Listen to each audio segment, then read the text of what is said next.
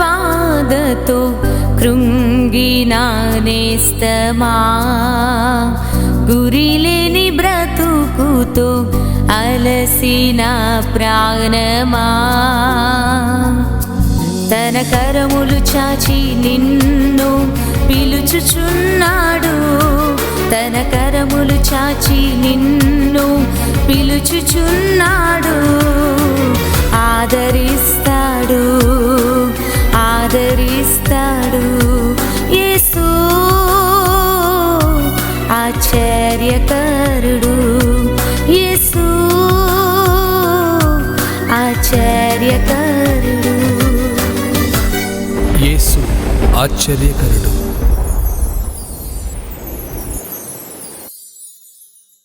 Praise the lord.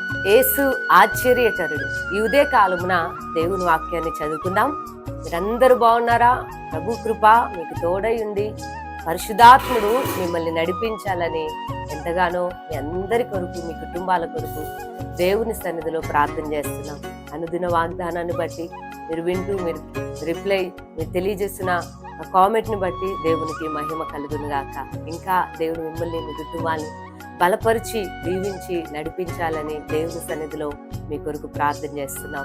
ఇదే కాలంలో దేవుని వాక్యాన్ని చదువుకుందాం. కీర్తనలు 91:4 నేను చదువుతున్నాను. ఆయన తన రెక్కలతో నిన్ను కప్పును, ఆయన రెక్కల క్రింద నీకు ఆశ్రయము కలుగును. దేవునికి మహిమ కలుగును గాక. ఇదే కాలంలో దేవుడు తన వాగ్దానం ద్వారా మాట్లాడుతున్నాడు. ఆయన తన రెక్కలతో నేను కప్పబోతున్నాడు. అవునండి, కోడి తన పిల్లలని రెక్కల క్రింద భద్రపరుచుకుంటారు. ఏది కూడా మరి తన పిల్లలకు హాని చేయకుండా ఉండునట్లు అది తన రెక్కల చాటున దాచుకుంటారు. అందుకే ప్రభు ఇశ్రాయేలు ప్రజల గురించి అంటాడు, ఆయన ఇదిగో ఆయన పక్షిరాజు వలె ఆయన రెక్కలు చాపి వారిని మోసినాడంట. అంటే దేవుని రెక్కలతో మనం కప్పబడినప్పుడు, ఆయన రెక్కల క్రింద ఆశ్రయము పొందినప్పుడు ఏది ఎంత మాత్రమును మీకు హాని చెయ్యదు. ఎందుకంటే ఆయన రెక్కల నీడలో నీవు దాయబడుతున్నావు.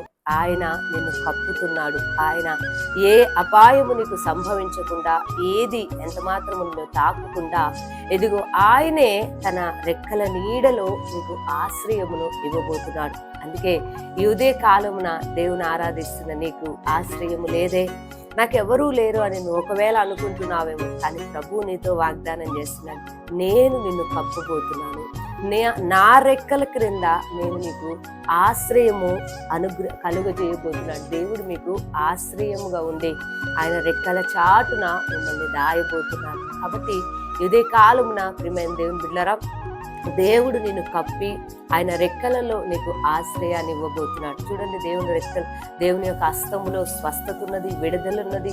ఆయన నిన్ను దాచుతున్నాడు అంటే ప్రతి విషయంలో కూడా ప్రభువు నీకు తోడై ఉండి నిన్ను నడిపిస్తాడు. కాబట్టి దేని గూర్చి ఇదిగో భయపడొద్దు, అధైర్యపడొద్దు. దేవుడే నీకు ఆశ్రయమై ఉండి ఆయన నిన్ను కాపాడి నడిపించబోతున్నాడు. ఇదే కాలంలో ఈ వాగ్దానాన్ని రిసీవ్ చేసుకుని ప్రభునామాన్ని మహింపరచండి. చిన్న ప్రార్థన. సర్వశక్తి గల దేవా స్తోత్రం. ఎంతమంది బిడ్డలైతే అయ్యా నీ రెక్కల చాటున నన్ను దాయండి అని అడుగుతూ విశ్వసిస్తున్నారు, వారి నీ రెక్కల నీడలో ప్రభువా వారు దాచబడుతురుగాక. ఆశ్రయము వారికి మీరు కలుగజేయబోతున్నారు. అవునయ్యా, వేరే ఏ ఆశ్రయము లేకపోయినా వారు భయపడాల్సిన అవసరం లేదు. మీరు ఆయన వారికి ఆశ్రయంగా ఉండి వారిని నడిపించబోతున్నారు. ఈ వాగ్దానాన్ని ఎంతమంది నమ్ముతున్నారు నాయన, వారి కుటుంబాల్లో గొప్ప కార్యాన్ని జరిగించమని యేసు నామములో ప్రార్థిస్తున్నాను తండ్రి, ఆమేన్. దేవుడు మీ అందరినీ దీవించును గాక.